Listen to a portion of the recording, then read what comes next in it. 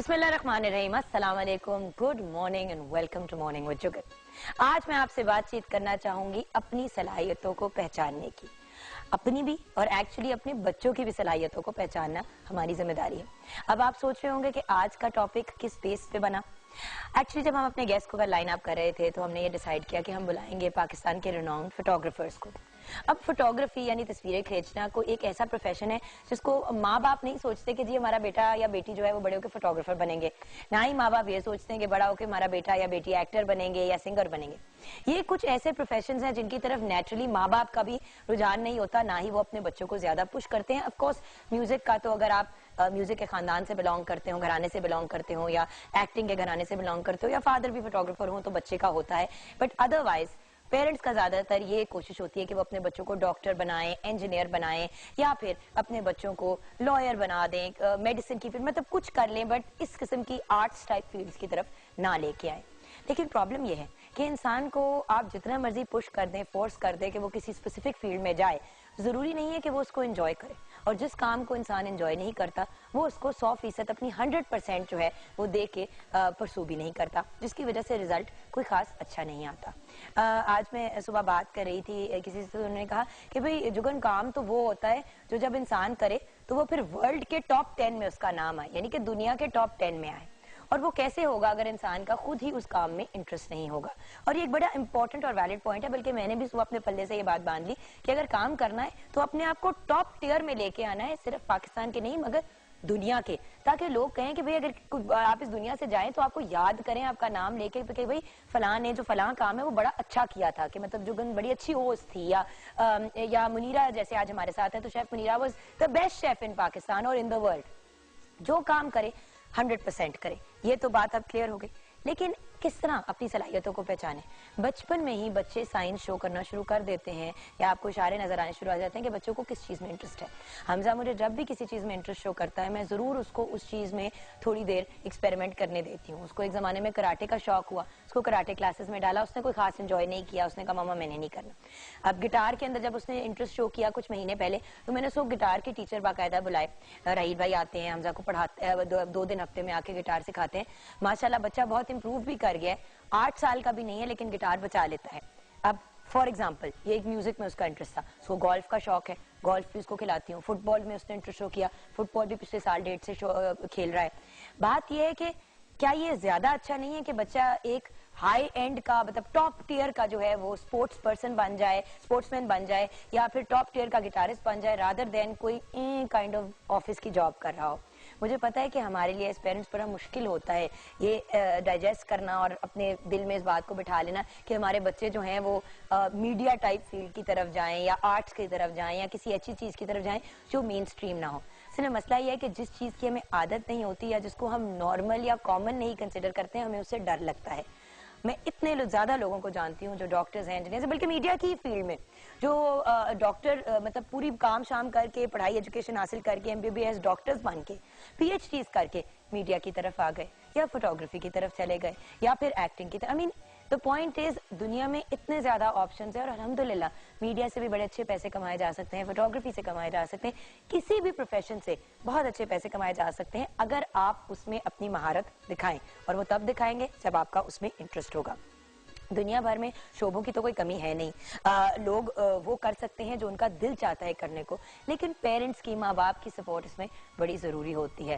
खैर आज पॉइंट मेरा सिर्फ इतना था कि अगर आपको लगे कि आपके बच्चों का इंटरेस्ट एक सर्टेन डायरेक्शन में है तो उनको उस तरफ जरा सा पुश करने की कोशिश करें, रादर देन के हम असल में अपने जो ख्वाब होते हैं ना, जैसे कि मुझे मेरा शौक था जब मैं छोटी थी कि मैं एक्टर बनूं।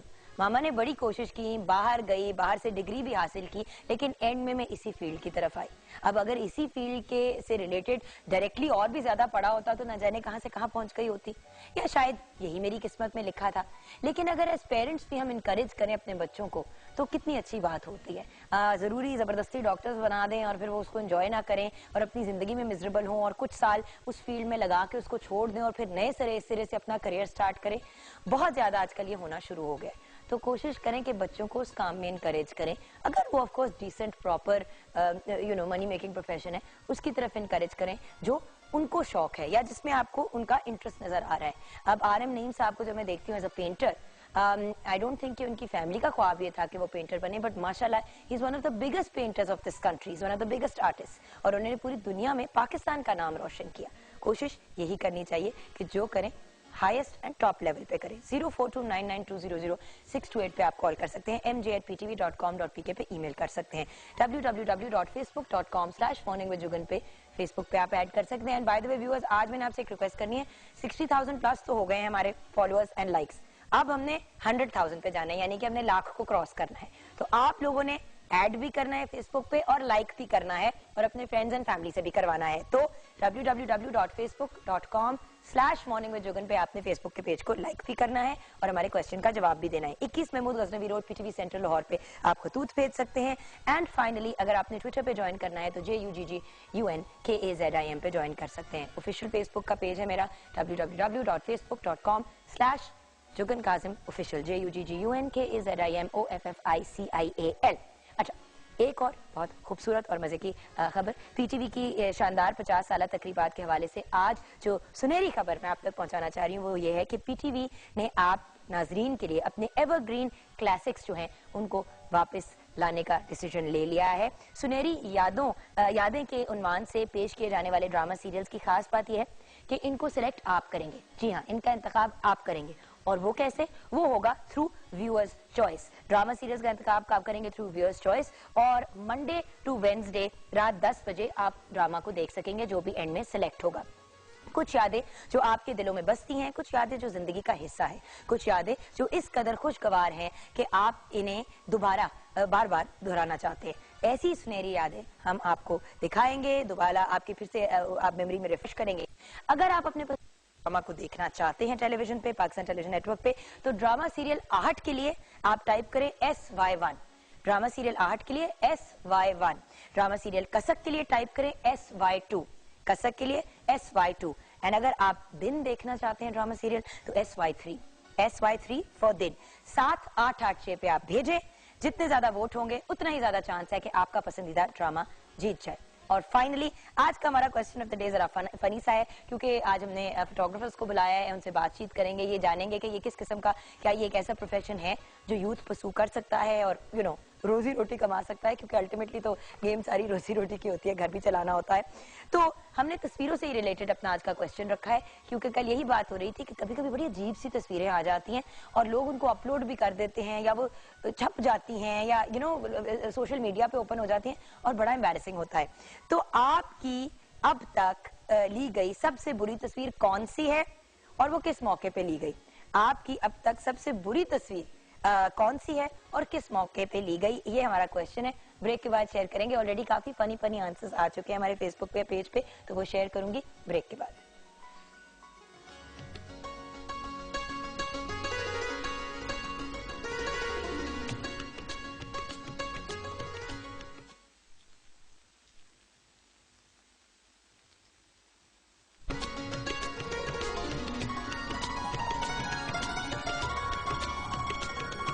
आपकी अब तक सबसे बुरी तस्वीर कौन सी ली गई है और क्यों? ये हमारा आज का क्वेश्चन ऑफ द डे है। तो किस मौके पे ली गई थी, ये हमारा क्वेश्चन है। अच्छा, अनवर मियां ने लिखा है, मेरे बचपन की एक तस्वीर थी जो मुझे बहुत बुरी लगती है, इसलिए मैंने उसे अपने आप ही काट डाला। अनवर शाह फ्रॉम पेशावर। अनिला हारून, मेरी कजन की शादी में जिसमें मैं गिर गई थी। Anila, I am so sorry, ये बड़ी बुरी तस्वीर होती है जब लोग खींच लेते हैं। अभी मलिक ने नीचे हाँ लिखा है। अच्छा, बानो मलिक ने लिखा है, वेरी नाइस क्वेश्चन। हाँ, मेरी तो कोई भी तस्वीर बुरी नहीं आती क्योंकि मैं हमेशा तैयार होकर तस्वीर खिंचवाती हूँ। Very interesting answer. Amber Malik ने लिखा है, मामू की शादी की पिक है। अच्छा, असद सोहेल ने कहा, एक दफा मैं वेडिंग पे गया हुआ था, उधर खाने के वक्त मेरे दोस्त ने पिक बना ली, वो बहुत बुरी थी। हाँ, वैसे ये सबसे बुरी तस्वीर होती है जब इंसान के मुंह में चम्मच होता है या बंदा चबा रहा होता है और अजीब अजीब शक्लें बना रहा है, और रोते हुए तो सबसे बुरी तस्वीर आती है। और लोगों को बड़ा शौक होता है कि जब कोई ऐसी वैसी बात हो तो लोग पिक्चर्स खींचे। अच्छा, उरू शे ने लिखा है, मेरी मैट्रिक की डिग्री पे लगी हुई पिक। बड़ी गंदी, उन्होंने फिर बढ़ावा सा नहीं होता वो कार्टून का, बड़ा अजीब सा उन्होंने साथ लगाया हुआ है। नुमान गिलानी लिखा है, मेरी तो मंगनी वाली बुरी थी जो मेरे फ्रेंड्स ने खींची थी। भाई नुमान के फ्रेंड्स जो उनके प्रोफेशनल फोटोग्राफर ने तस्वीर खींची, आप वो लगाएं, आपकी उनकी ऐसी वाली लगवा रहे हैं। वैसे शादी पे, एंगेजमेंट पे, ऐसे मौकों पे जब कोई खुद तस्वीरें खींच के अपलोड कर देता है तो बहुत बुरी लगती है वो। अच्छा, मैं डैशिंग, अच्छा मलिया कुरैशी लिखा है गुड मॉर्निंग। जेस कैथरीन लिखा है गुड मॉर्निंग आपी, जब आज तक कभी मेरी कोई बुरी पिक्चर बनी ही नहीं क्योंकि मैं हर पिक में अमेजिंग लगती हूँ। ठीक है जेस कैथरीन, वेरी नाइस। उसके अलावा ये सेल्फ लव है बाय द वे व्यूअर्स, ये सीरियस किस्म का सेल्फ लव है। यंग मलंग ने लिखा है जब मैं 2 साल का था। फिर 2 साल पे इंसान कैसे बुरा लग सकता है? 5 साल की उम्र तक तो बंदा क्यूट ही लगता है, उसके बाद फिर मसाइल आने शुरू हो जाते हैं। एम उमेर तूर ने लिखा है मेरी सबसे बुरी उस वक्त तस्वीर जब तब ली गई थी जब मेरी और मेरी फ्रेंड की लड़ाई हुई थी। सेकंड क्या और दोस्त ने पिक्चर बना ली थी। अच्छा ठीक है, तो फजल अब्बास ने लिखा है फिलहाल तो सब अच्छी ही हैं। मेरे आईडी कार्ड पर जो तस्वीर है फ्रॉम अब्रार वंदिश लील विरका ने लिखा। जोबिया की कॉल है। अस्सलाम वालेकुम। वालेकुम अस्सलाम, क्या हाल है जुबैर? अल्हम्दुलिल्लाह। जोबिया बताएं मुल्तान में मौसम कैसा है? मुल्तान में बहुत ठंड है 2 दिन से। अच्छा जी, और उसकी वजह से मैं शदीद बीमार हूँ, चेस्ट इन्फेक्शन मुझे हुआ है, लेकिन मैं आपका प्रोग्राम बहुत ज़ौक़ शौक से देख रही हूँ। हाँ, मैं ये कहने लगी थी कि आपकी आवाज से लग रहा है तबीयत खराब है। जी मेरी तबीयत बहुत खराब है लेकिन कल का प्रोग्राम बहुत अच्छा था, आज भी बहुत अच्छा है, रोज बहुत अच्छा होता है। और मेरी दुआएं हैं कि जैसे 400 प्रोग्राम हुआ है आप 4000 प्रोग्राम करें यहाँ। इंशाल्लाह इंशाल्लाह, बस आपकी दुआएं और आप लोगों का प्यार और साथ रहेगा तो मैं तो यही हूँ। आप लोग बस बहुत अच्छा प्रोग्राम करती है, बहुत मजा आता है। आप यकीन करें मैं सारे मॉर्निंग शोज जो है वो खत्म करके सिर्फ और सिर्फ पीटीवी देखती है। Thank you so much. अच्छा मुझे ये बताएं, आज का हमारा सवाल जो है वो जरा फनी सा है। ये बताएं कि आपकी अभी तक सबसे बुरी तस्वीर किस मौके पे ली गई थी? वो आईडी कार्ड पे। आईडी कार्ड पे? वैसे ये क्यों होता है हमारे साथ? जो चीज हमने सारी जिंदगी अपने साथ लेके घूमनी होती है उस पे तस्वीर बुरी आ जाती है। बस वो आईडी कार्ड पे शायद होता ही ऐसा है कि जब हम वहाँ जाते हैं तो कुछ टेंस होते हैं। देख मैंने देखा है कुछ लोग इतने तैयार होके आए हुए होते हैं आईडी कार्ड की तस्वीर खिंचवाने के लिए और उनकी इतनी अच्छी तस्वीर मतलब मॉडलिंग की तस्वीर लगती है। मेरी तो खैर बहुत बुरी है। नहीं, बाकी लोग जो देखते हैं वो कहते हैं कि आपकी तस्वीर बहुत अच्छी आई है, वरना आईडी कार्ड पे अमूमन इतनी अच्छी तस्वीर नहीं आती। इसीलिए खुद ही मैनेज करना पड़ता है।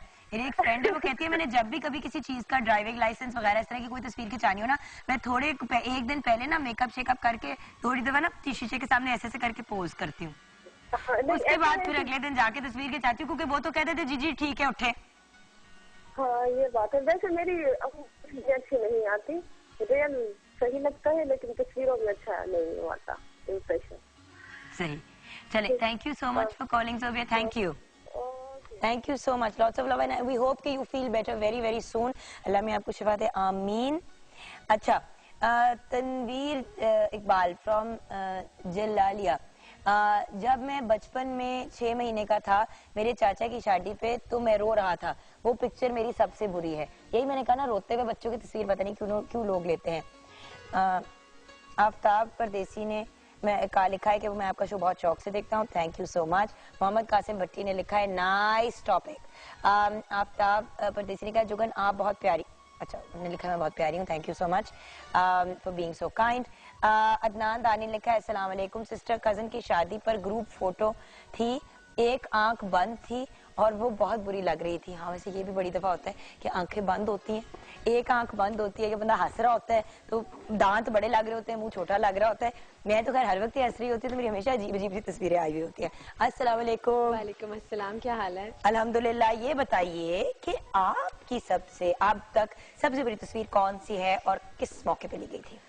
वैसे तो एक मेरी आईडी की बहुत गंदी तो पिक्चर है, अगर मैं उसको साथ कहीं लेके जाती हूँ तो मुझसे पूछते हैं ये आप ही हैं, तो मैं कहती हूँ जी ये मेरी पिक्चर है। और अभी रिसेंटली कुछ 1-2 साल पहले की पिक्चर है, शादियों की हैं कि जो पिक्चर मैं उतरवाती हूँ वैसे पोज बना के, वैसे तो वो मेरी इतनी बुरी आती है, एक आंख डायमंड की जैसे आई होती है, एक आंख फंसी आई होती है। और एक पिक्चर मेरी ऐसी है कि मैं उसमें प्लेट रख रही हूँ बेटे से लेके और उसको करी रख दो ऐसे, तो ऐसे एक्सप्रेशन है और सारे सब मुझे कहते हैं तुमने ये वाली ना ये, हाँ तो कहते तुमने बाकियों की सबकी पिक्चर भी खराब की। मैं वो ग्रुप में एकदम से उसने पुश किया निकलने की तो उसको मैं रख पकड़ी तो मेरी वैसे मैं जब शादी के दिन तहसील और मैंने देखा कि बहुत सी ना तस्वीरें ऐसी थी जो मैं, क्योंकि मैंने पूरी ना एक दीवार बनाई हुई है पिक्चर्स की, उसमें जो भी ग्रुप फोटो है ना उसमें एक ना एक किसी ने कोई ई शक्ल की हुई है, ई की हुई है, किसी की आंख बंद है या कोई कुछ बोल रहा है, तो वो अजीब सा कुछ, मतलब सारी तस्वीर ठीक है और बीच में एक बंदा ऐसे हो जाता है। हाँ। और ये ऐसी होती है कि जब आपके एक पिक्चर में कोई एक बंदा पिक्चर खराब करे तो मुझे हर जब भी मिलूं मैंने लगा ली, मैंने फिर भी लगा ली। नहीं वैसे मुझे भी बहुत शौक है। और नोट किया कि जो लोग तस्वीरें लगाते हैं सिर्फ वो देखते हैं कि वो ठीक लग रहे हैं, वो ठीक लग रहे हैं, वो और उनके हस्बैंड या उनकी वाइफ, और बाकी जो मर्जी जैसे मर्जी लगे, लेकिन वैसे सिर्फ वो ही होता है, क्योंकि मैंने ये देखा है अक्सर केसेस में कि लोग अपना ही बस देख रहे होते हैं। लेकिन वैसे ये बात भी है मेरी जो पर्सनली है कि मैं जो पिक्चर वैसे उतरवाऊं वो मेरी बहुत बुरी आती है, लेकिन जो मेरी पिक्चर अचानक उतरी है वो मेरी बहुत अच्छी होती है। ये मैंने चीज नोट की है। ये अचानक की होती है, लेकिन जो मैं वो अजीब सी आ रही है, जैसे पता नहीं क्या एक बहुत हॉरिबल सी हूँ करके बना रही हूँ। बेसिकली हमने मुनीरा को कभी अब पोज नहीं करने देना। अच्छा मुनीरा, रूट्स वेजिटेबल वीक मना रहे हैं, आपने सिलेक्ट किया गाजर। और गाजर तो खैर एक ऐसी सब्जी है जो हर किसी की फेवरेट है, एंड ये भी कहा जाता है कि इसका जूस जो है वो करिश्माती जूस है। बिल्कुल, इसको तो ये भी कहते हैं कि अगर इस गाजर के सीजन में जैसे एक साल बाद पूरा ये अब सर्दियों का चल रहा है और आप इसको यूज ना करो तो मेरा ख्याल है आपने बहुत कुछ जिंदगी मिस कर दी। इतना इसके अंदर फाइबर है, क्योंकि डेली आपको गाजर का जूस कहते हैं पीना चाहिए, बिकॉज उसमें आपको आपके नेल्स, बाल, दांत और बोन्स को इंतहाई फायदेमंद रहता है, उनके लिए मुफीद होता है। रोजाना एक गिलास पीने से दिल के मर्ज नहीं होते, आई साइट बल्कि अगर खराब हो तो वो बेहतर होने के लिए बहुत अच्छा है। उसके अलावा अल्सर्स का भी इलाज करती है। हलवा जो है वो जिस्म को ताकत देता है। इसका लंच और डिनर के बाद गाजर को चबाएं तो कहते हैं कि मुंह में मौजूदा जो जरासीम है वो खत्म हो जाते हैं। खून भी साफ करने का इसमें वो रोल प्ले करता है। इसमें प्रोटीन, आयरन, ग्लूकोज, इससे तो कार्बोहाइड्रेट ज्यादा होती है, vitamin A, P, E and H पाया जाता है। इसका मैं सबसे पहले बता दूं कि इसकी सारी जितने भी फायदे हैं दी बेस्ट हैं, लेकिन इसका सबसे जो बेद है कि आप इसको कभी रात को ना खाएं गाजर को। क्यों? रात को खाने से एक तो ये कब्ज करता है और दूसरा ये कि कुछ ऐसे लोग होते हैं जिनको ये रात में हजम नहीं होती है, उनकी तबीयत खराब भी हो सकती है, तो इसको अर्ली इन द मॉर्निंग जितना ज्यादा यूज करेंगे ना उतने ही ज्यादा इसके जितने फायदे रात को तो गाजर का हलवा खाना बड़ा मजा आता है। लेकिन वैसे गाजर कई लोग होते हैं कि वैसे छील के खा लेते हैं, तो इसको जितना फ्रेश सुबह के टाइम आप खाएंगे तो उतना ही आपके लिए अच्छा है।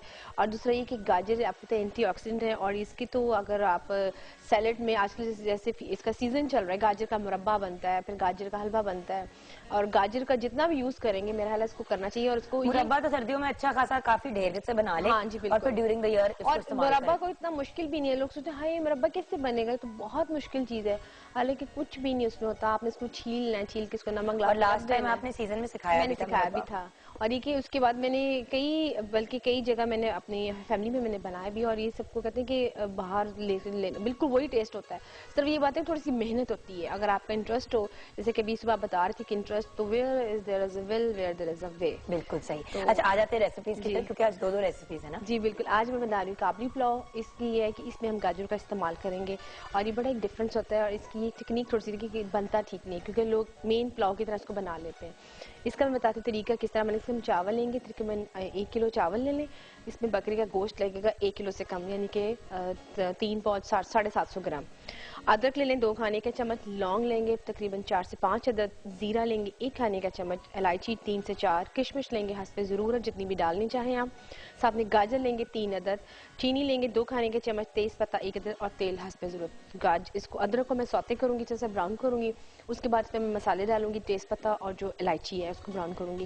फिर इसमें जो गोश्त होगा उसकी यखनी जो निकाली होगी वो गोश्त और उसकी यखनी से डालने के बाद फिर हम जब वो बॉइल्ड होगी तो हम चावल डालेंगे। गाजरों को हम ग्रेटेड करेंगे और उसमें चीनी में इसको हम सौते करेंगे और एंड में सारे उसके ऊपर डिस्प्ले करेंगे और किशमिश डालेंगे। मैं यही कहने लगी थी, इसका मुरब्बा टाइप का टेस्ट आता है जो गाजर उसके हाँ जी वो हाँ जी इसी वजह से कि चीनी में में इसको गाजरों को हम सौते करेंगे और उसके बाद जब उसको ऊपर हम डिश आउट करेंगे, साथ ही उसके ऊपर हम रेजन्स डालेंगे और नट्स जैसे और गोश्त के साथ खूबसूरती के साथ वो पूरा जब डिश आउट होगा तो बहुत खूबसूरत उसका फ्लेवर होगा, बहुत अच्छा टेस्ट आएगा। नाइस। एंड व्हाट अबाउट गाजर का हलवा बना रही हूँ। अच्छा, ये 18वीं दफा हम आप लोगों को सिखा रहे हैं क्योंकि बार बार आप लोग लिखते हैं और कहते हैं गाजर का हलवा सिखाएं, गाजर का हलवा सिखाएं। मैं व्यूअर्स को ये बताना चाहूंगी कि गाजर के हलवे की जो आपने बेसिक चीज याद रखनी है कि आपने गाजर 3 किलो अगर ले रहे हैं तो 3 किलो में उसने आपने ग्रेट कर जब पकाना है उसको स्टीम में 3 घंटे इसको लगेंगे पकने में, और वो 3 किलो गाजर इतनी होंगी वो आपकी पानी सारा उसको खुश होकर बिल्कुल एक बाउल सा बन जाएगा 1 kg के हिसाब से। ठीक है, इतना आपका इसकी ये अगर आपका इतना बन रहा है तो आप समझें कि आपकी गाजर डन हो गई और आप उसको जब खाएंगे तो आपको टेस्ट गाजर का पानी का बिल्कुल खत्म हो जाएगा, उसमें बिल्कुल पानी नहीं रहेगा। जैसे कि मैंने इसको बनाया है, इसमें पानी नहीं, इसमें सिर्फ गाजरों का ही है ये।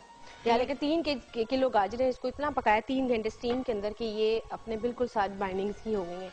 अगर ऐसे करके आप दिखा दें उधर कैमरा में तो हम एक्सप्लेन कर पाएंगे बेहतर।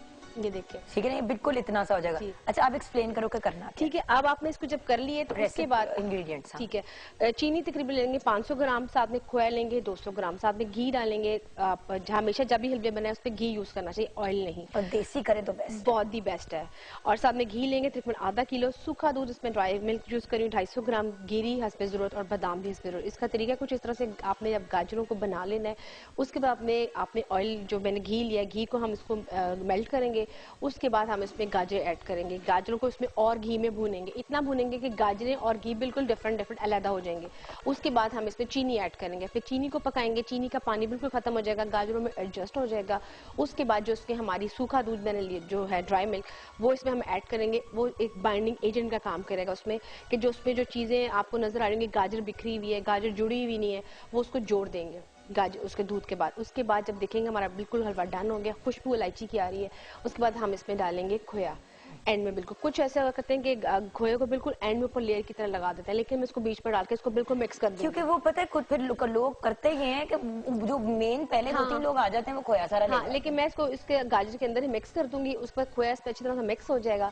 फिर उसके बाद एंड में हम इसमें गेरी बादाम जो मैंने चीजें ली हैं वो उसके ऊपर डिश आउट करेंगे, और कुछ तो इसमें अगर आप बॉइल्ड एग ऊपर डिस्प्ले में करके लगाएं तो बहुत अच्छा इसका फ्लेवर आएगा। गाजर का हलवा आपका रेडी हो जाएगा और आप उसको खाएं कश्मीरी चाय के साथ, नमकीन चाय के साथ, तो आपको बहुत मजा आएगा। और बाय द वे क्योंकि सीजन खत्म होने वाला है तो तो ज्यादा से ज्यादा गाजर के हलवे बनाएं और थोड़ा थोड़ा फ्रीज करना शुरू करें। और आप इसको बना बड़ा मजा आता है कि 6 महीने के 6 मंथ तो टू मच हो जाता है, बट महीने डेढ़ के बाद अगर बहुत तलब हो रही हो तो आप फ्रीजर से निकाला और उसको बिल्कुल वो कर लिया। अगर आप इसको इस जो मैंने तरीका बताया 2-3 किलो गाजर का, अगर आप कट्ठी 10 किलो गाजर को भी ग्रेटेड करके आप उसको फ्रीज कर लें 3-3.5 किलो बन निकल जाएगा। आप उसको ऑयल में फिर बनाएं, साथ ही निकाल के और इसको इस्तेमाल करें, क्योंकि मेन चीज गाजर होती है। अच्छा, बाय द वे गाजरों को जिस पॉइंट तक उन्हें इस पे बना के रख दें आप। हलवा बना के रखेंगे तो वो अजीब सा हो जाएगा। हलवा बना के रखेंगे कि फ्रिज में आप रखेंगे तो बार बार आपको पता है फ्रिज यूज होगा, खुलेगा, या तो आप उसको फ्रीज कर दें, फिर जब भी अपने गेस्ट आने तभी आप निकाल के एकदम से गर्म कर लें, क्योंकि वो बार बार रीहीट करेंगे तो उसका थोड़ा सा फ्लेवर वेजिटेबल्स है कुछ डिफरेंट भी हो सकता है, वो अलग हो लेकिन अगर इस तरह करके कर लेंगे तो वो दी बेस्ट रहेगा। आपने फ्रेश आप घी लेंगे, आप उसको गर्म करेंगे तो उसकी जो आपकी फ्लेवर निकलेगा फ्रेश का वो एक डिफरेंट लुक होगी। True, thank you so much Munira. अब आप अपने काम में बिजी हो जाएं। आपने अपनी सबसे बुरी तस्वीर की तो हमारे साथ स्टोरी शेयर कर ही ली तस्वीरों की, लेकिन हम आगे जाके भी पूछेंगे।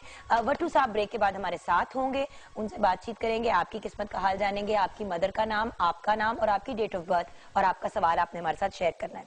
आज पाकिस्तान के लेजेंड एक्टर आगा तालिश की 16th डेथ एनिवर्सरी है। आगा तालिश का शुमार उन फनकारों में होता है जिन्होंने फिल्म इंडस्ट्री को अपने पैरों पे खड़ा करने की जिम्मेदारी उठाई और बहुत मेजर किरदार अदा किया।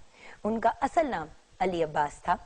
1955 में फिल्म झील किनारे से उन्होंने अपना करियर स्टार्ट किया और 40 साल के करियर में 900 से ज्यादा फिल्मों में डिफरेंट कैरेक्टर्स में बहुत खूबसूरत रोल अदा अपना किया। अपने इस लेजेंड आर्टिस्ट को हम ट्रिब्यूट पेश करना चाहेंगे, तो आइए देखते हैं, उसके बाद ब्रेक लेंगे। ब्रेक के बाद भट्टू साहब।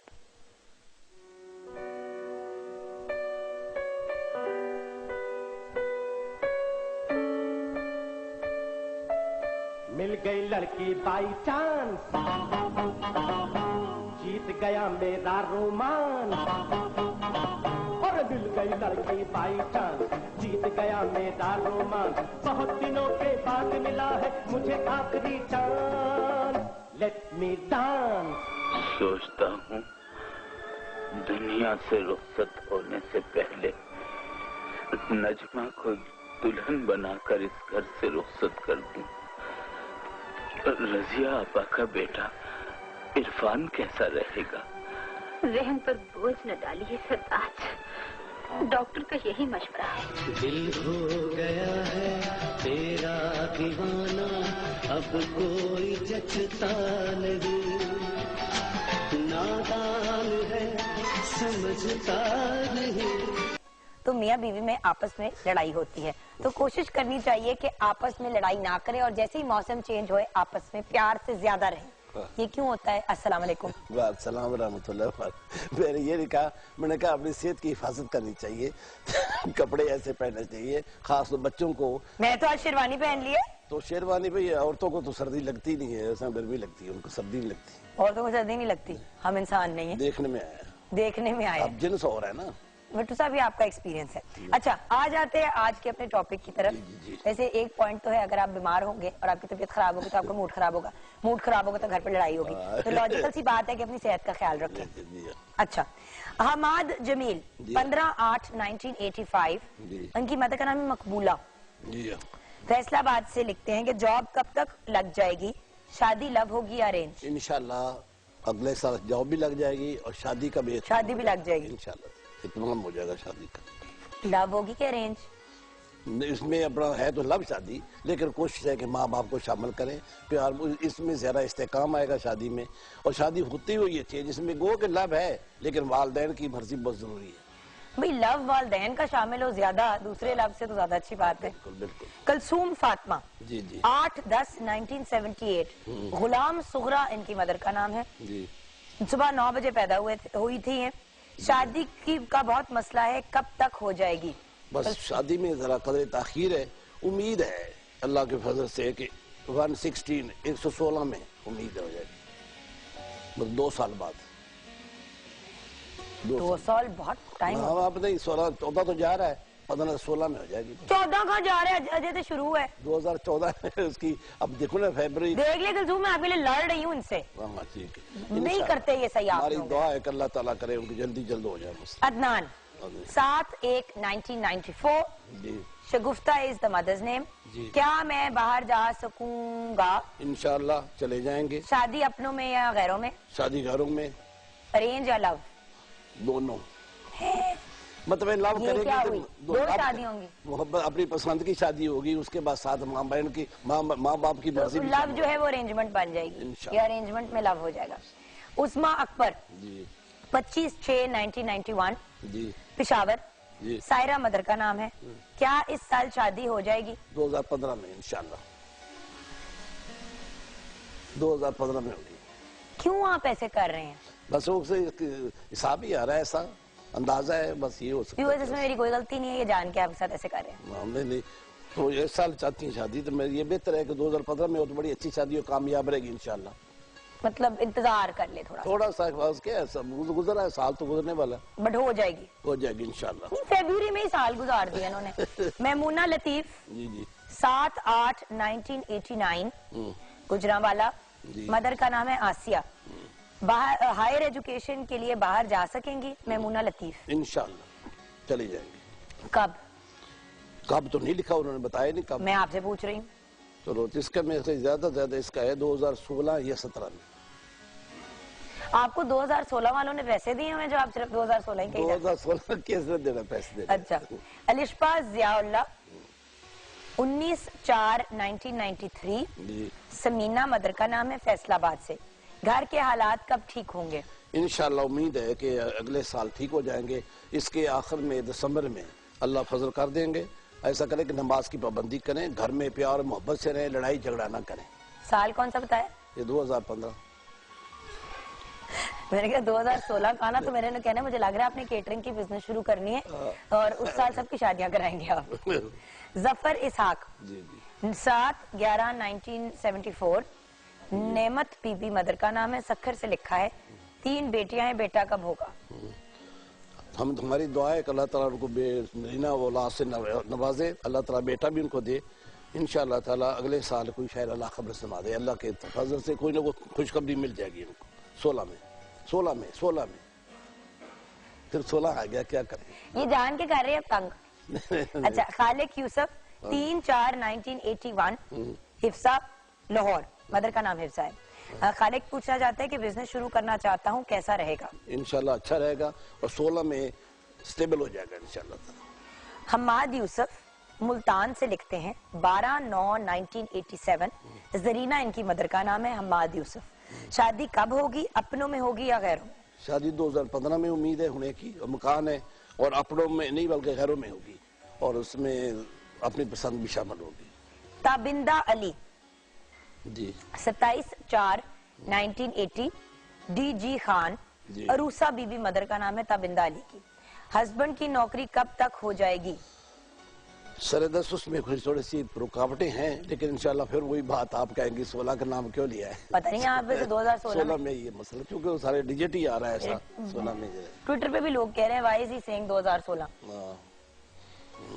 अच्छा, आ जाते हैं मलिहा जवार की तरफ।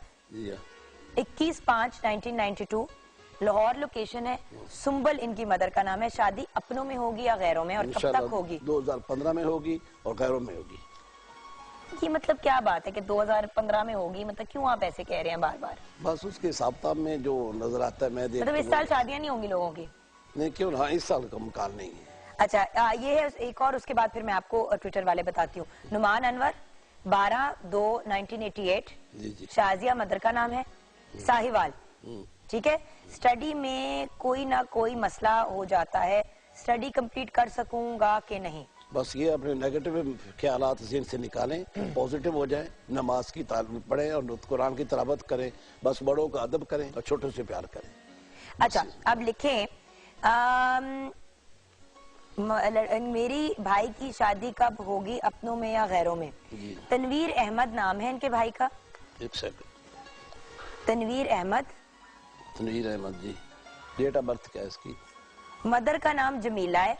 जमीला। अच्छा, मसला ये है कि इन्होंने डेट ऑफ बर्थ जनवरी 1988 लिखी हुई है। जनवरी क्या? जनवरी कौन सी जनवरी? वो नहीं लिखा ना।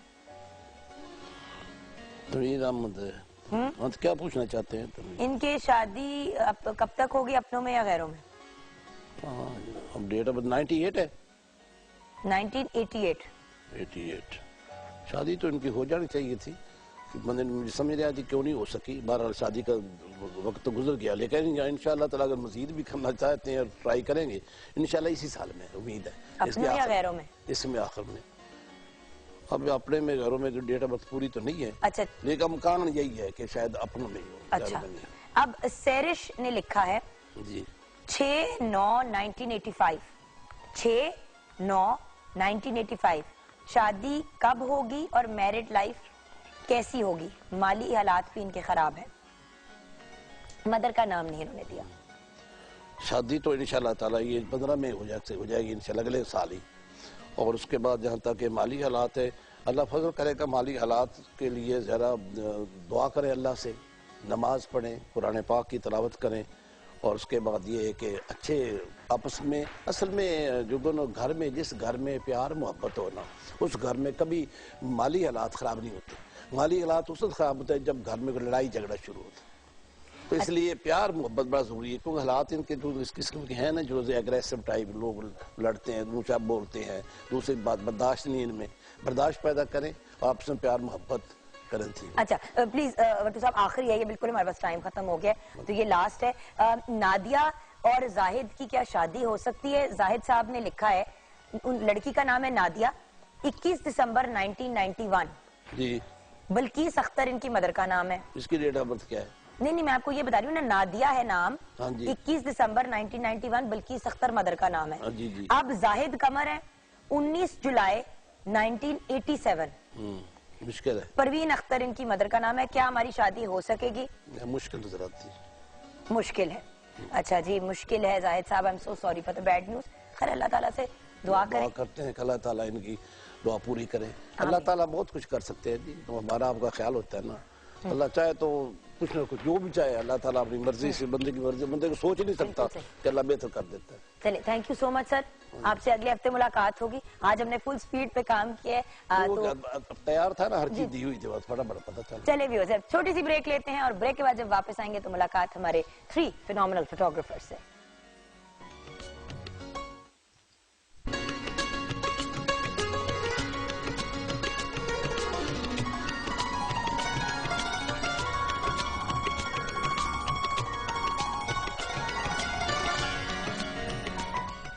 एब्सोल्युटली इनक्रेडिबल इंडिविजुअल्स आज मेरे सामने बैठे हैं।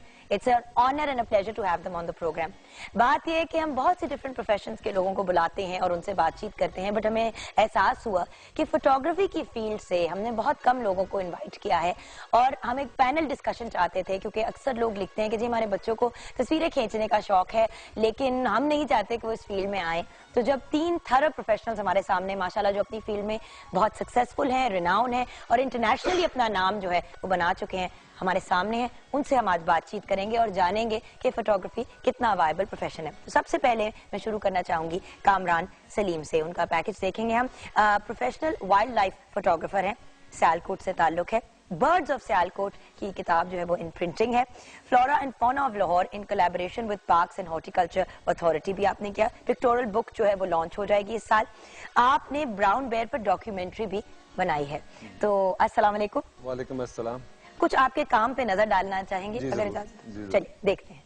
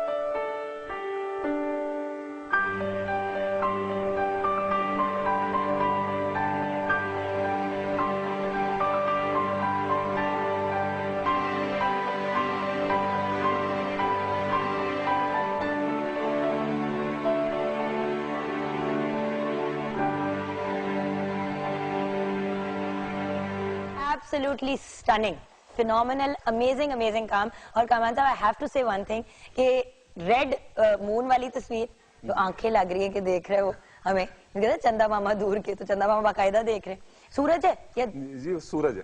अच्छा वो सूरज है। मैं बहुत सूरज। नलायक हूँ, मुझे लगा कि मून है, बुलाल हो गया है। एंड दूसरा फेवरेट इज छिपकली तस्वीर, और आज तो मैंने रंग भी छिपकली वाला पहना हुआ ना बाकायदा। नेक्स्ट अप, मुझे पता है सबको बहुत ऊपर हंसी आ रही है मेरी इस बात पे, क्योंकि मुझे वो जो आउल बैठा हुआ था उससे मिलाया जा रहा था। आतिफ सईद हमारे साथ है, landscape and outdoor photographer. Recently Spain से एक award Maria Lucia award win करके आए हैं। एक रिनोन कंप्यूटर ब्रांड है जिनका हम नाम नहीं ले सकते, लेकिन उन्होंने इनकी तस्वीर एज स्क्रीन सेवर भी खरीद ली है। अस्सलाम वालेकुम। वालेकुम अस्सलाम। और भी बहुत सी चीजें आपके क्रेडिट को जाती हैं, अगर इजाजत हो तो आपसे रिलेटेड भी जो पैकेज है वो देख लें। व्यूअर्स देखते हैं।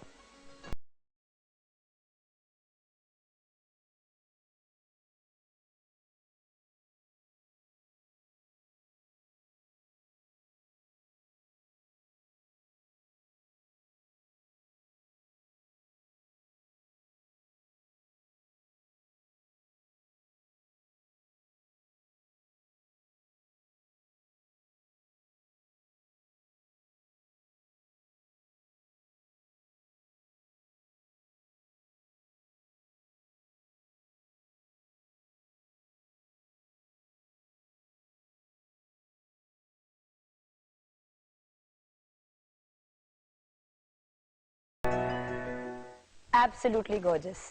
वैसे तो हमने इतना काम दिखाया जबकि है इतना ज्यादा, बट आई थिंक हमारा प्रोग्राम खत्म हो जाए सिर्फ एक बंदे का दिखाते हुए। Absolutely beautiful. I think it's more than a well deserved award जो आपको मिला है, माशाल्लाह। एंड राइट नेक्स्ट, बहुत ज्यादा सॉट आफ्टर फोटोग्राफर है। किसी की भी शादी हो रही होती है, कोई भी इवेंट हो रहा होता है, इन्हीं का नाम आता है। People demand, request, fight, argue कि किसी तरह इरफान एहसन साहब जो है उनकी तस्वीर ले। वेडिंग फोटोग्राफर, बट बहुत नेचुरल खूबसूरत तस्वीरें और एक कटिंग एज डिफरेंट स्टाइल लेके आए हैं आप टू वेडिंग फोटोग्राफी। वो जो टिपिकल फंसी फंसी तस्वीरें होती थी वो अब नहीं होती। बाय एजुकेशन अलबत्ता सिविल इंजीनियर है। अस्सलाम वालेकुम। आपके भी काम पे कुछ नजर डाल लें जल्दी से। चलिए व्यूअर्स देखते हैं।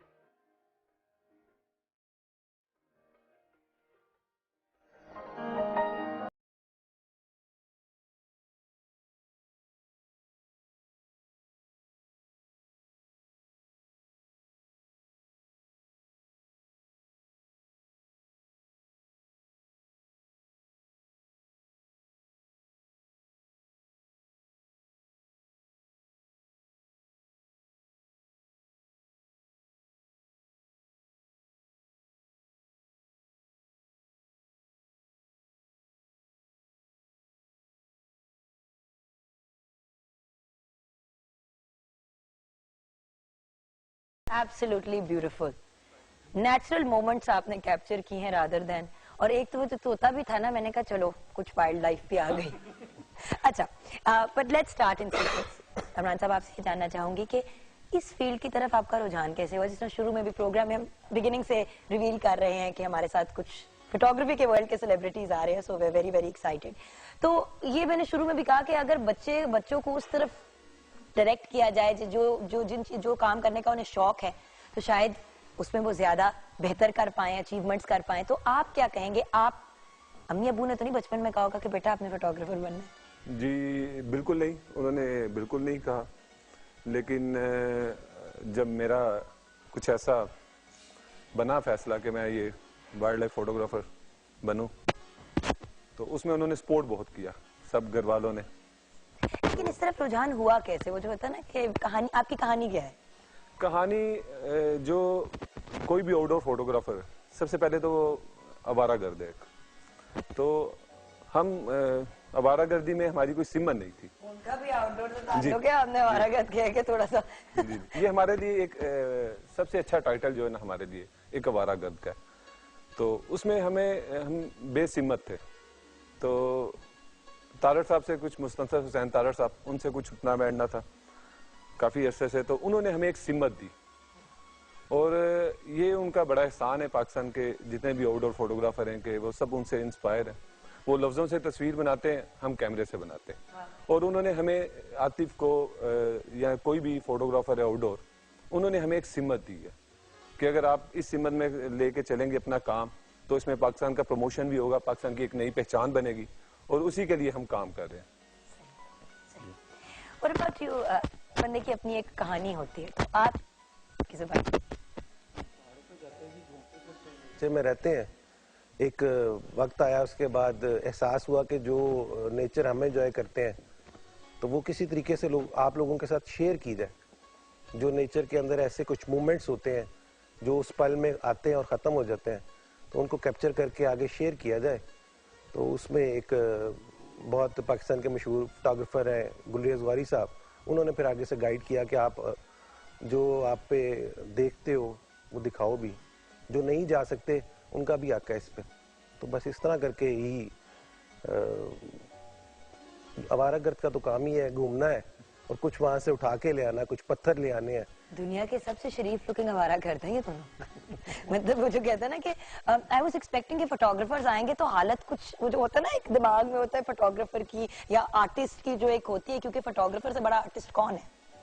You know at the end of the day आपसे मिलने के लिए हम कुछ अच्छा कुछ हालत ठीक करके आए हैं। अच्छा, तो व्हाट अबाउट यू? आपने तो एक ऐसी फील्ड चूज की जिसमें बहुत से for lack of a better word जिन बैठे हुए हैं जो आगे निकलने नहीं देते। इससे ज्यादा नहीं कहूंगी वरना मेरी रोजी रोटी भी रुक जाएगी। तो आपने ये कैसे डिसाइड कर लिया? मैं आई वुड से कि बाय एक्सीडेंट हूँ। शौक मुझे शुरू से ही था। Photographer by accident? Yes, I mean as a profession, you know, you can call it, because मैं I was in the States working as a civil engineer.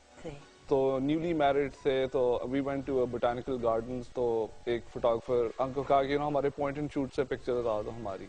तो he said hold on, I will take one with my DSLR। तो that turned out really good. तो you know उसका impact था, जिस तरह से मेरी पिक्चर में जरा ब्लर्ड बैकग्राउंड है। He emailed it to me, और फिर मैंने कहा can I work with you?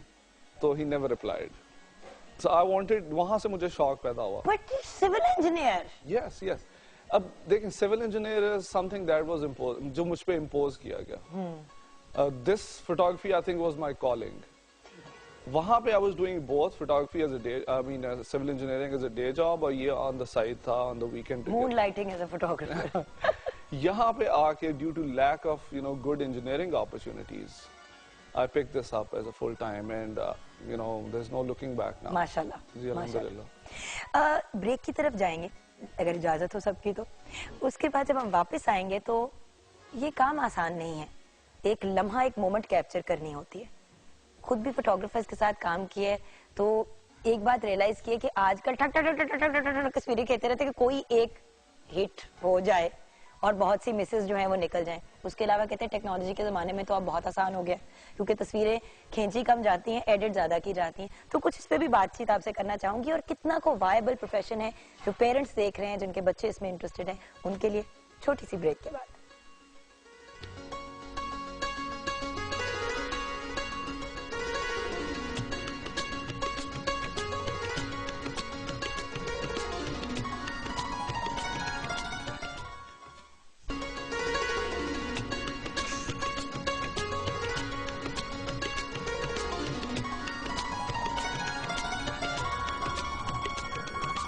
Welcome back from the break viewers. जैसे कि हम डिस्कस कर रहे थे कि असल प्रोग्राम तो ब्रेक में होता है, लेकिन अल्लाह का शुक्र है वो ऑन एयर डिस्कस नहीं कर सकते, तो बच बचाव हो जाता है। मिस्टर कामरान, आपसे बड़ा एक सीरियस मैंने क्वेश्चन पूछना है। जी जरूर पूछें। ये काम कितना मुश्किल है? आपने आवारागर्द कह के चीज को बड़ा इजी सा बना दिया कि वो हम बाहर घूम रहे होते हैं, एंजॉय कर रहे होते हैं, क्योंकि आवारागर्द तो एंजॉय कर रहे होते हैं, लेकिन ये मोमेंट कैप्चर करना मुश्किल कितना है? बहुत मुश्किल है और एक्सट्रीम मुश्किल है। इसके लिए जब मैंने शुरू में कुछ काम किया तो मुझे अंदाजा हुआ कि इसके लिए मुझे बहुत ज्यादा अमली होना पड़ेगा। तो उसके लिए मैंने देखा कि अपने इर्द गिर्द कौन से ऐसे लोग हैं जो बहुत ज्यादा प्रैक्टिकल हैं। तो उसमें से मुझे सबसे ज्यादा जो इंस्पायर किया मेरे मामा जी हैं असलम साहब। वो इतने अमली आदमी हैं कि मैंने उनसे बहुत कुछ सीखा, और इसके लिए बहुत ज़रूरी था कि मैं प्रैक्टिकली इसको जो है ना वो मैं बहुत बातों। अब ये तस्वीर जो आप दिखा रहे हैं ये कम से कम मेरा 2-2.5 महीने का पूरा वो स्टोरी इस पे मैंने काम किया। This is also part of birds of Sialkot? जी बिल्कुल। अच्छा, ये नाम क्यों रखा? ये स्टोरी क्या है इसके पीछे? इसकी स्टोरी ये कि काफी लोगों ने कहा जी इसको जरा थोड़ा सा इसको वुसअत दें, बर्ड्स ऑफ पंजाब या बर्ड्स ऑफ पाकिस्तान कर लें, लेकिन इसमें एक मैसेज था कि जो सियालकोट है वो पाकिस्तान में बिल्कुल एक आप पॉइंट के बराबर है, देखें छोटा सा। तो मैसेज ये था कि अगर सियालकोट जैसे शहर में इतनी ज्यादा खूबसूरती हो सकती है तो पूरे पाकिस्तान में कितनी है। सही जी। तो उसमें और आपके पास मार्जिन भी रह जाता है ना, आप फैसलाबाद भी कवर कर सकते हैं, सरगोदा भी कवर कर सकते हैं, मतलब बहुत सी किताबें अब आ सकती है ना। पाकिस्तान पे बात खत्म हो जाती है, 1 2 3 फिर आपको रखना पड़ता है किताबों का ना। मुझे लग रहा है आपने ये किया जी। उसमें अब देखें ये भी है था कि हम चाह रहे थे कि पाकिस्तान के हर शहर पे, हर इलाके पे काम हो और हम इसकी खूबसूरती को जो है ना वो लोगों तक पहुंचा सकें। और माशाल्लाह, I mean absolutely stunning work. बहुत शुक्रिया। लॉन्च में मुझे बुलाना है, भूलना चाहिएगा प्लीज। जी आपके लिए एक किताब भी मैं रखूंगा, साइंड कॉपी। जी अगर आप मुझे, साइन के बगैर कोई फायदा नहीं है। अगर आप मुझे कभी एक दफा फोन करेंगी तो जी मैं मैं बता सकूंगा मुझे जुगन का फोन आया। प्रोग्राम पे बुला के सामने बैठ के पूरी गुफ्तगू कर ली, लेकिन फोन पे जरूर करना है। मैं अभी जैसी ब्रेक होगी आपको कॉल करूंगी। जी जरूर। अच्छा सर, एक तो आपको you been awarded with this unbelievable award. आपके लिए ये काम कितना मुश्किल है? बिकॉज एक पर्सनल लाइफ भी होती है, चाहे बंदा मैरिड हो ना हो, पेरेंट्स, फैमिली, उन लोगों को भी तो टाइम देना होता है। From what I am understanding from Kamran, अरसे के लिए बंदे को बाहर निकल जाना पड़ता है और एक मोमेंट को कैप्चर करना होता है, तो ये कितना टफ है? मुझे तो इस वक्त लग रहा है कि जो आप काम कर रही हैं वो ज्यादा टफ है। हाँ, बड़ा मुश्किल है। जो आप अपनी पैशन जिस चीज का आपके अंदर होता है वो जब आप करते हैं तो उसमें जो डिफिकल्टीज वगैरह आती हैं इतनी फील नहीं होती। अगर आप अपनी, जिस तरह हम कहते हैं कि नई जनरेशन को जो वो करना चाहते हैं वो करने दें, तो वो जब वो करते हैं तो उसमें जितना मर्जी टाइम कंज्यूम होता है, जितना हेक्टिक ज्यादा होता जाता है, वो अपने पैशन से कर रहे हैं। मैंने अपना रास्ता खुद चूज किया तो उसकी प्रॉब्लम्स को मैं क्या उसको कह सकता हूँ, मुझे फेस करना। जब घंटों, दिनों, महीनों वेट कर रहे हो फॉर द राइट मोमेंट और वो आ ही ना रही हो। नहीं, यही तो मजा है। फिर जब मोमेंट आएगा तो उसका उतना ज्यादा ही तो मजा आएगा फिर। अच्छा, इंतजार का फल मीठा। जिससे याद है कि एक फोन कॉल भी आ गई है। जी इस फोन कॉल से मुझे बड़ा डर लग रहा था। I am a very very big fan, हमारे पाकिस्तान टेलीविजन नेटवर्क का बहुत इम्पोर्टेंट हिस्सा, जिन्होंने ये प्लेटफॉर्म दिया हम सब एंकर्स को जो अब मॉर्निंग शो करते हैं।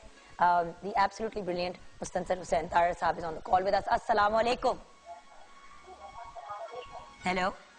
वालेकुम अस्सलाम। जुगन क्या हाल है? बिल्कुल ठीक, आप कैसे हैं? मैं तुमसे तो अच्छा ही हूँ। जी ये तो मुझे पता है और आप अक्सर बता के जाते हैं शो के ऊपर भी। आज आपको कॉल करते हुए डर रही थी, लास्ट टाइम तो आपने मुझे एक जानवर के साथ कंपेयर किया था। कौन सा जानवर था? गधे से।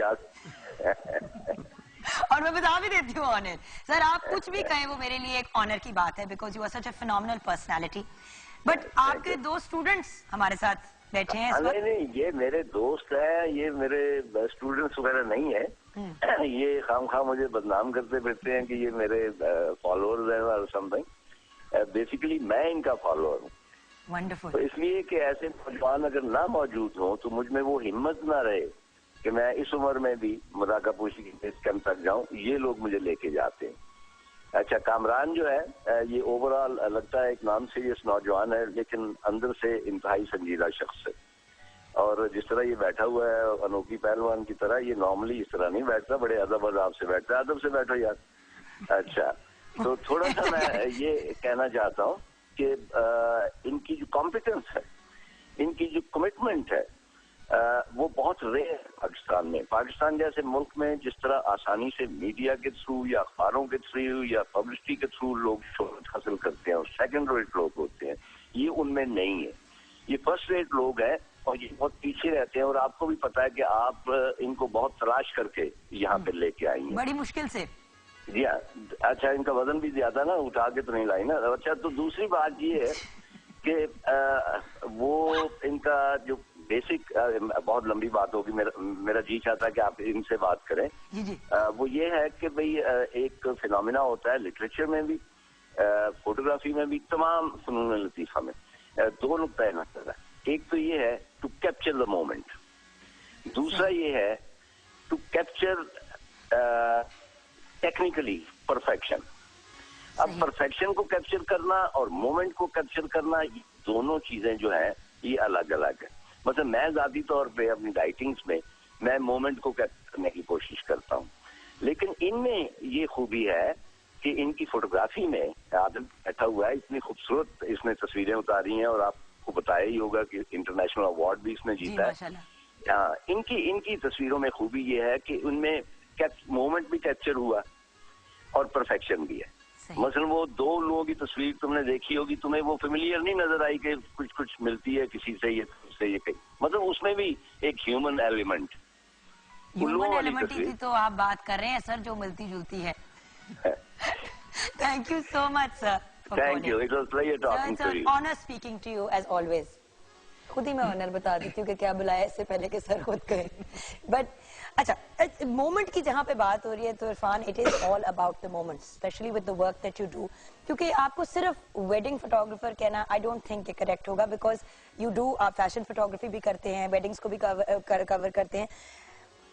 How difficult is it? क्योंकि वो तो आप, you don't have a month कि आप जाके वेट करें और मोमेंट कैप्चर करें, आपको उसी वक्त करना है और आपने एक चीज प्रोवाइड करनी है। And you are not one of those people के 50,000 क्लिक्स करें तो उसमें से एक निकाले, तो आप क्या कहेंगे? जब मैंने फोटोग्राफी शुरू की थी तो मेरे जो इंस्पिरेशन थी that was Henry Cartier-Bresson. He is the godfather of photo journalism. पर मैंने अपनी फोटोग्राफी का नाम, बाहर मेरा जो ऑनलाइन आईडी थी वो कायरोस थी। कायरोस का meaning he the decisive moment है, that one moment that I could sit here and take thousands of your pictures, लेकिन उसमें से एक पिक्चर होगी which is going to define your personality. That is the Kairos moment. तो मेरा तो photography का थीम ही जो है वो capturing that special transient जो fleeting moment है। तो उसके लिए you have to train yourself, आपने visualize करना होता है situation को, like if it's a रुखसती हो रही है तो you have to position yourself, आपको पता है कि किस वक्त ब्राइड ने टर्न करके अपने फादर को मिल के गले लग के, यू नो, सो और वो लम्हा हर किसी को चाहिए होता है एज अ मेमोरी। एग्जैक्टली। तो वो you have to, you know, उसके लिए इट टेक्स सम एप्लीकेशन। आपने, यू नो, दूसरों का काम देखना होता है, यू हैव टू विजुलाइज कि अब क्या होना है, and you have to be ready technically as well. जैसे तारड़ साहब कह रहे थे कि not just capture the moment but also capture it in a manner कि वो प्लीजिंग भी लगे टू द आईज। अच्छा, अब हर आर्टिस्ट की, I mean, I think before मैं मीडिया में आई थी तो मैं हमेशा कहती थी photographer, and there are photographers and then there are artist जो पेंट करते हैं व्हाटएवर। बट जो काम आप करते हैं वो आसान नहीं है, बिकॉज आपकी everything is going against you in many ways. You know, चाहे वो लाइट हो, चाहे वो टेक इक्विपमेंट हो, चाहे वो मोमेंट हो, वेदर चेंज हो गया तो suddenly everything changes, and that applies to everyone sitting over here. हर इंसान की एक क्रिएटिव प्रोसेस होती है, यानी कि आपकी एक तैयारी होती है जिसके साथ आप आगे निकलते हैं। कमरान, आपकी क्रिएटिव प्रोसेस क्या है? आप क्या करते हैं? क्या प्रिपरेशन होती है? फिर आप जब उस मोमेंट में होते हैं क्या फ्रेम ऑफ माइंड होता है? वो क्या है, अगर आप हमारे साथ शेयर करना पसंद करें। जी, सबसे पहले तो कोई भी अच्छी तस्वीर है वो आप ये नहीं कि किसी पहाड़, मैदान या जंगल में चले जाए तो वहाँ पे बना लेते हैं। सबसे पहले वो तस्वीर आपके जो है ना वो अंदर बनती है, वो आप वो चीज़ सोचते हो। बट सूरज में दो चिड़िया एक सर्टेन टाइम पे आएंगी और वो आंखें लगेंगी, ये आपको किस, ये तो आमद का भी अगला लेवल है। जी नहीं, ये एक जापानीज पोएम है जिसमें वो एक शायर कहता है कि जी काश मेरी आंखें जो है ना वो दो परिंदे होते ताकि मैं वो सारी मंजर देख सकता जो परिंदे देखते हैं। स्वीट के दो बादलों की तस्वीर थी, सॉरी मैं उसको देख के बड़ा कुछ होना शुरू हो गया। तो उसमें ये उससे जब पोएम पढ़ी तो उसमें एक बनी या एक तस्वीर बनी कि एक फेस हो हवा में या नेचर में जिसकी ना परिंदे दो आंखें हो, तो वो अल्लाह ताला ने दे दिया। जो आप चाहते हैं, जो आप सोचते हैं, जो अल्लाह से मांगते हैं, वो अल्लाह ताला आपको देता है। कितना टाइम लगा आपको ये तस्वीर खींचने में? तस्वीर देखें, ये जिंदगी में एक ही तस्वीर है, ये मुझे पता है कि ये लम्हा दोबारा नहीं आएगा। अग्रीड, बट व्हाट, मतलब एक डिड इट टेक यू एक दिन, 6 हफ्ते, 8 हफ्ते, ये आप लेने के लिए गए थे या ये आपके पास आई थी? जी, ये मैं जो बर्ड्स ऑफ सियालकोट जो मेरी किताब है इस पे जो मैं काम कर रहा हूँ, इसके लिए कम से कम मैं 2.5 साल जो है ना वहाँ पे बैठा हूँ जंगल में। जो यहाँ पे वो हमारे सियालकोट के करीब जो एरिया है बर्ड्स के लिए फेमस है, जहाँ पे काफी मुसाफिर परिंदे आते हैं, हजारों लाखों की तादाद में आते हैं। इस तस्वीर को तो देख के ना वो कीड़े चलने शुरू हो जाते हैं दूसरों के। और आप इसका देखें, ये इसके साथ मेरा ना वो मुझे देख रहा है, उसके साथ बाकायदा पोज किया। जी बिल्कुल, उसने वो मुझे पोज दिया है क्योंकि उसे पता था कि एक बंदा आता है जो बड़ी मोहब्बत के साथ बैठा होता है यहाँ पे, काफी अरसे से आ रहा है, महीनों से, और वो चाहता है कि एक लम्हा मैं उसे ना एक ऐसा पोज दूं।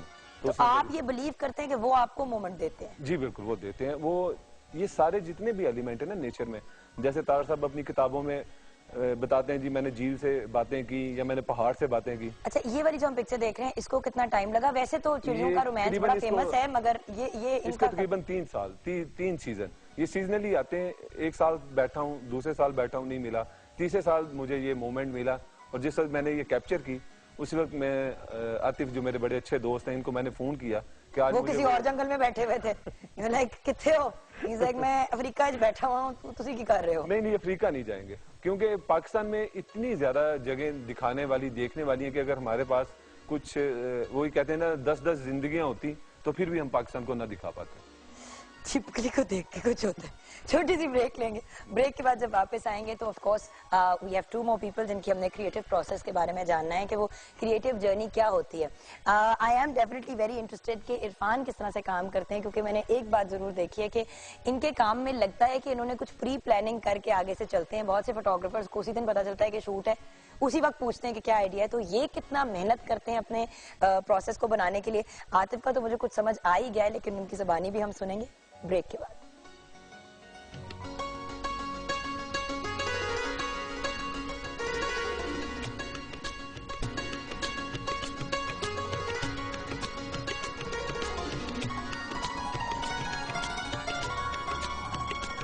Welcome back from the break viewers. Like a big cheap star मैं अपनी तस्वीरें निकाल के अब दिखा रही थी कि ये कैसी है और ये कैसी है, और I was getting a pretty decent response, Allah का शुक्र है। आपकी क्रिएटिव प्रोसेस, क्योंकि वक्त कम है और मैं चाहती हूँ ये बात जरूरी है करने की, तो आपकी क्रिएटिव प्रोसेस क्या है? जिस तरह आपने इस प्रोग्राम से पहले तैयारी की है, तो इस तरह ही अब नेचर में अब आप बिल्कुल आप आंखों से जो कुछ देख रहे हैं इसके अंदर, वो कैमरे के अंदर महफूज करने के लिए कितनी पिक्चर्स उतारनी पड़ेंगी, इसमें कहाँ वो मूवमेंट है उसको सर्च करने के लिए क्या करना पड़ेगा। तो कितनी को तस्वीरें खींचनी पड़ती हैं? कोई तस्वीर नहीं खींचनी पड़ती, सीधा टू द पॉइंट जाना पड़ता है। इसके लिए क्रिएटिव प्रोसेस क्या है आपको पहले पता तो होना चाहिए, आपने क्या उतारना है। अब जैसे कि ये हम तस्वीर देख रहे हैं, इसमें आपको कितना टाइम लगा था? ये मैं विंटर के अंदर इस एरिया के अंदर गया हुआ था, तकरीबन 5-6 दिन में जाता रहा हूँ इसके लिए ना। तो ज़हन में शॉट बना होता है, एक तस्वीर जो होता है आपका क्रिएटिव प्रोसेस कंप्लीट हुआ होता है। उसके बाद क्रिएटिव प्रोसेस ये नहीं है वहां जाके, क्रिएटिव प्रोसेस तो इंटरनल आपकी माइंड जो है वो चल रहा है, आपका दिमाग के अंदर चल रहा है मामला। जब आप किसी फील्ड में जाके जब काम करने का वक्त आया है, उस वक्त तो वेट करना, उस मूवमेंट का जो आपने सोचा हुआ वो कब हैपन होता है, तो आपने उसको क्लिक करना है। तस्वीर क्लिक करके ही बनती है, ये नहीं होता कि उसके ऊपर वजन डालना पड़ता है कैमरे के ऊपर, या कुछ नहीं ऐसा होता। नहीं, बट आप कभी कोई ऐसी तस्वीर है तो जहन में है जो अभी तक नहीं मिल पाई? बहुत सारी। अच्छा, क्योंकि आप लोगों के माशाल्लाह पोर्टफोलियो से जिस दिन जेब में तस्वीर नहीं रही उससे तो खत्म हो गया मामला ना सारा। अभी तो स्टार्ट है, अभी तो आगे सारा कुछ ही रहता है, सब कुछ ही रहता है। बहुत सी फिल्में दिमाग में चल रही हैं। फिल्म से याद है आजकल डिजिटल जमाना हो गया, उसकी भी बात करिए। व्हाट अबाउट, ये एक बड़ा इम्पोर्टेंट क्वेश्चन भी है और कंसर्न भी होता है इरफान।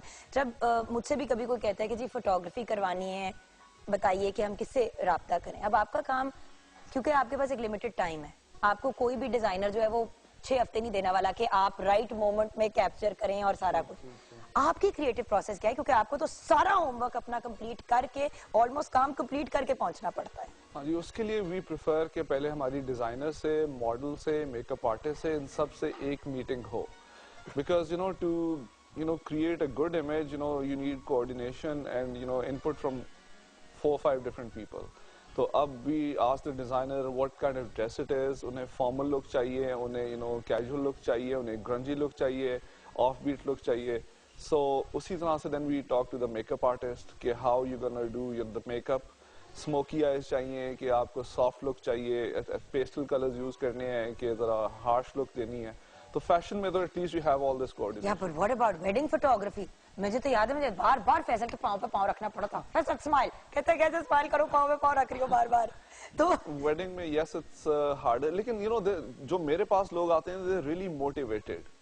मेरे पास जो क्लाइंट्स हैं they really have this I would say dream या wish के I photograph them, तो they are really eager as well. But some couples mostly जो arranged weddings होती हैं, arranged marriages होती हैं, उसके अंदर there is not that chemistry. So when they come for the booking, I tell them कि guys, it's not just me, it's the good makeup artist, it's your dress, it's the jewelry, it's the location, it's the lighting, and then the photographer that go into creating that shot. अगर आप लोगों में chemistry ही नहीं है, आप लोगों ने बहन भाई की तरह खड़े हो जाना है, there's not much I can do. So basically आप एक थेरेपिस्ट का भी रोल अदा करते हैं? Yes, I mean there was a case कि एक bride called me to Islamabad and her husband was shy. वो कहता ऊपर पीसी के कमरे में ही करो, नीचे नहीं जाना. I was like कि यार उसने मुझे इस्लामाबाद से इतने पैसे दे के बुलवाया है and you're not cooperating. She started crying. तो फिर मैंने कहा यार देखो प्लीज तुम। दुल्हन रोना शुरू हो गई, कान में मेरी आवाज आई, दूल्हा रोना शुरू हो गया। दूल्हा वैसे रोने वाला हो गया था मासूम। तो so you have to kind of ये mediator और to smooth things out to make them comfortable, you have to crack jokes सारा कुछ। यानी कि आपको अपना मूड और टेम्परामेंट ठीक रखना पड़ता है। आप लोगों का अगर मूड खराब हो भी जाए इमरान एंड आतिफ का, तो इट्स ओके, क्योंकि वो दादा पहाड़ी के साथ लड़ाई कर लेंगे कि यार खड़े हो बस, तुम यहाँ पे हिल ही नहीं रहे।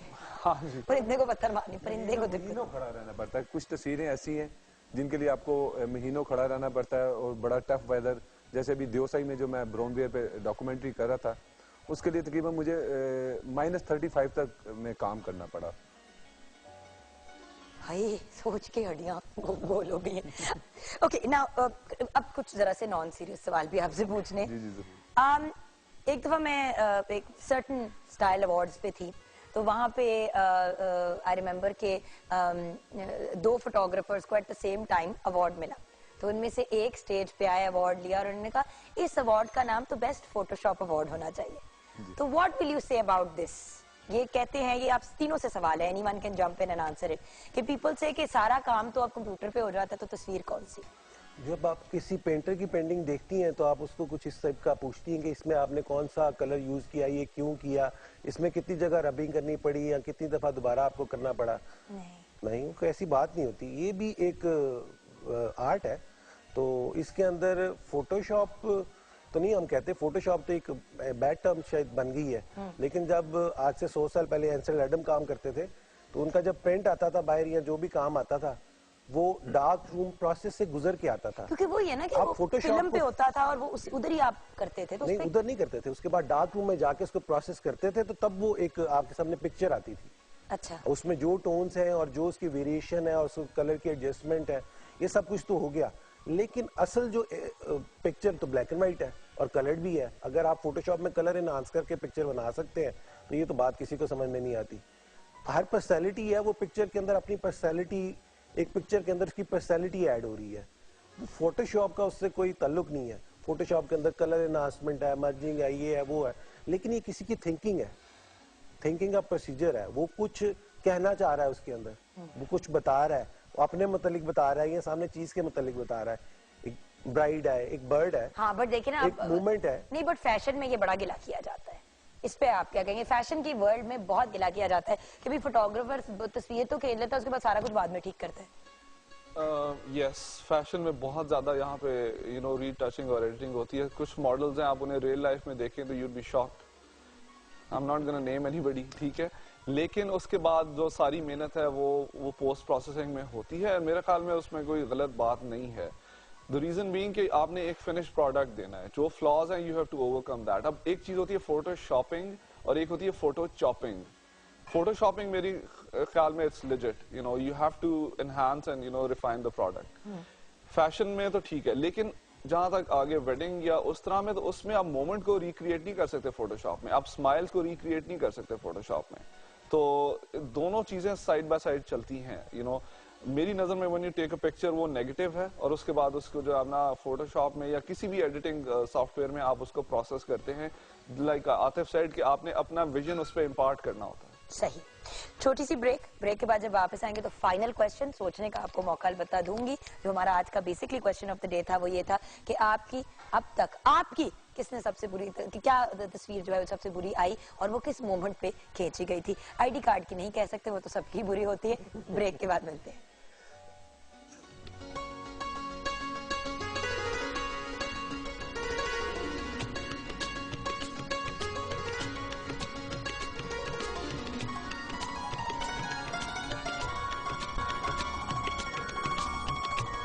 Welcome back viewers. वैसे जी तो चाह रहा है किचन की तरफ जाएं क्योंकि खुशबुएं मजे मजे की आ रही हैं, लेकिन वक्त कम है, इसलिए जल्दी से हम नजर डालेंगे किचन में। व्हाट्सअप?